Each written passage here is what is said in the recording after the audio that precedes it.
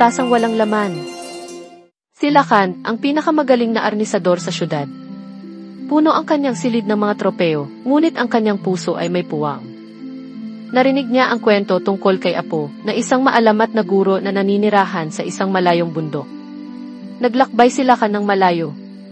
Tinahak niya ang mga matatarik na bundok at malalawak na bukirin, dala lamang ang kanyang mga arnis, at ang pag-asang matuto ng kakaibang kaalaman. Natagpuan niya si Apo, isang simpleng matanda na nag-aalaga ng mga halaman sa harap ng isang maliit na bahay kubo. Guro, sabi ni Lakan, turuan mo ako ng iyong kaalaman. Umiti lang si Apo. Binigyan ni Apo si Lakan ng isang tasang walang laman. Punuin mo ito ng tubig mula sa batis, sabi niya. Ngunit lingid sa kaalaman ni Lakan, ang tasa ay may maliit na butas sa ilalim. Paulit-ulit na sinubukan ni Lakan, ngunit laging nauubos ang tubig sa tasa bago pa siya makabalik. Sa kanyang pagkadismaya, ipinakita niya ang kanyang galing sa arnis, ngunit hindi na tinag si Apo. Puno ang iyong tasa, Lakan. Mahinahon na sabi ni Apo.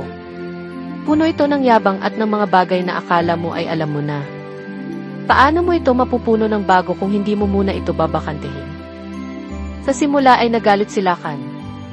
Ngunit habang pinagmamasdan niya ang agos ng tubig sa batis, unti-unti niyang naunawaan. Ang kailangan niyang alisin ay hindi ang kanyang kaalaman sa arnis, kundi ang kanyang pagmamataas. Bumalik si Lakan kay Apo na may bagong pagpapakumbaba. Hindi na siya tinuruan ni Apo ng pakikipaglaban. Sa halip, isinama niya si Lakan sa pagtatanim ng palay kasama ang mga taga-baryo. Natuklasan ni Lakan ang isang bagong uri ng lakas, hindi sa pagwawagi, kundi sa paglilingkod. Nahanap niya ang isang hindi pangkaraniwang karunungan hindi sa dulo ng kanyang arnis, kundi sa kanyang pagkamulat at koneksyon sa mga tao. Bumalik si Lakan sa syudad, hindi para magyabang ng mga tropeo, kundi para magbahagi.